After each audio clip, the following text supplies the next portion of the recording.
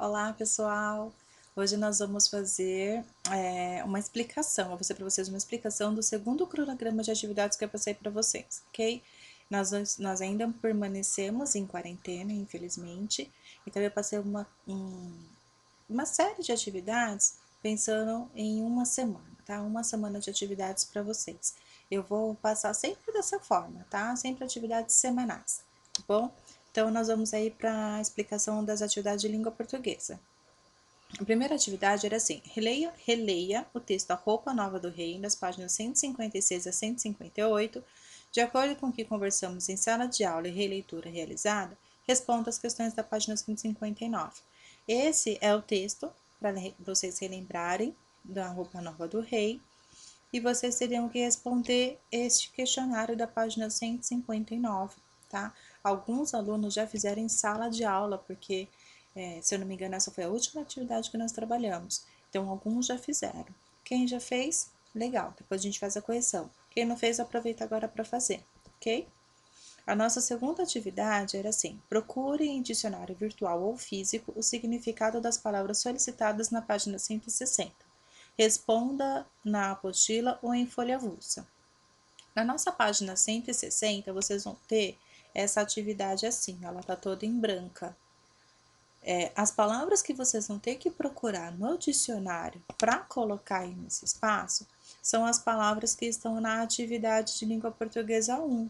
Então, essas palavrinhas aqui, ó: palhos, sagrou, distinguir, teares, estelado, estalado, impostores, procissão, incompetente e tecelões. O que eu coloquei para vocês?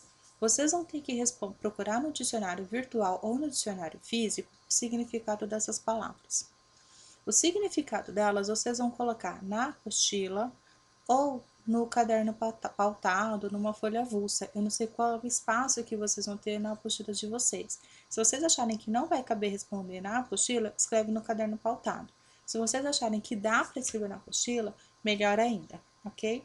E aí vocês precisam fazer uma observação que é muito importante, que é essa parte aqui, ó, de características do dicionário.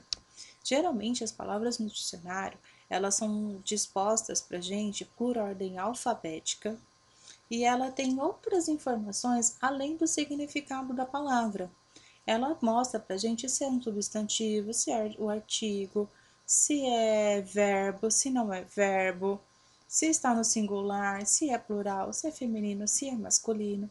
Então, o dicionário, geralmente, ele traz diversas informações daquela palavra que a gente está procurando, tá? Eu quero que vocês observem essas informações e tentem colocar o máximo possível delas nessas palavras que eu pedi para vocês encontrarem, ok? Tentem seguir as normas gramaticais, as normas de digitação do dicionário. Vocês tentem colocar aí na atividade de vocês, tá? A segunda atividade era a produção de texto. Leia as dicas de como produzir um texto e, seguindo as instruções da página 165, crie sua própria história. Se não for possível realizar a atividade em sua apostila, faça em folha avulsa indicando as escolhas que você fez. Então, o que nós tínhamos? Eu coloquei aí no anexo das atividades algumas dicas de como produzir um texto: início, meio e fim. E o que nós precisamos? Um personagem central. No meio dele, nós precisamos ter, geralmente, o momento de colocar os problemas à tona, é a hora que a gente coloca todos os conflitos, para no final a gente resolver esses conflitos. Tá? Então, vocês vão precisar escolher, lá na página 165, quais são os personagens, quem são os vilões, em que lugar vão acontecer. Então, vocês vão ter aí, ó, escolham aí. Vocês vão querer princesa, príncipe, rei ou rainha, arqueiro, arqueira, camponesa. Entre estes aqui, vocês querem bruxas de feiticeiros ou vocês querem ogros e gigantes? Dragões e cavalos. Vocês vão querer uma história em que os vilões se casaram, se cansaram de serem maus, os personagens atuais invadiram a história clássica. Vocês vão escolher qual desses vocês querem. O que vocês escolherem, vocês vão indicar aqui do lado. Se vocês fizerem folha avulsa, coloca lá na folha avulsa qual foi a escolha de vocês. E depois que vocês escolherem, vocês vão fazer a produção do texto, a história de vocês com esses personagens, com esses itens que vocês escolheram, ok? Lembrando que tem que ter um começo, um meio e um fim. Aí nós tínhamos a atividade 2. Para finalizar essa parte de contos de fada, nós tínhamos a atividade 2, que é essa que eu coloquei para vocês. São algumas tirinhas e algumas questões que vocês precisam responder. Tá? Façam no caderno, não precisa imprimir. Tá? Quem quiser imprimir, imprime.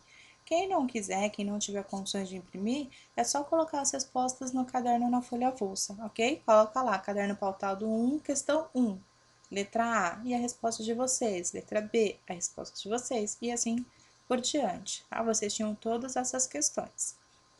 Aí nós íamos para o exercício número 5, de poesia em poesia. Leia o poema contido na página 170 a 171 de sua apostila e responda as questões da atividade 3. Então, nós temos aqui, ó, o texto é esse aqui, ponto de tecer. Vocês vão ler ele. Depois que vocês lerem, eu coloquei para vocês no anexo algumas dicas do que é poesia, do que é poema. Tem algumas características, né? Então a gente aprendeu que uma poesia, poema e poesia não é a mesma coisa. Todo poema contém poesia. Poesia é todo texto que traz um formato diferente, que traz beleza, que traz sentimento, que expressa os sentimentos do autor. Ele é dividido por estrofes e versos. Então, cada linha é um verso, cada conjunto de versos é uma estrofe.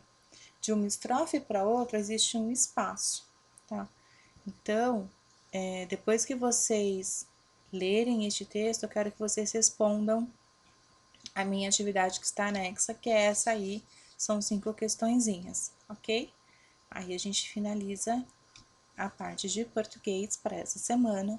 Se ficar alguma dúvida, vocês podem entrar em contato comigo. Me chamam no WhatsApp, me chamam no grupo do Facebook, me chamam no Classroom, me chamem, tá? Eu vou ter um prazer enorme em ajudar vocês. Beijo e até a próxima!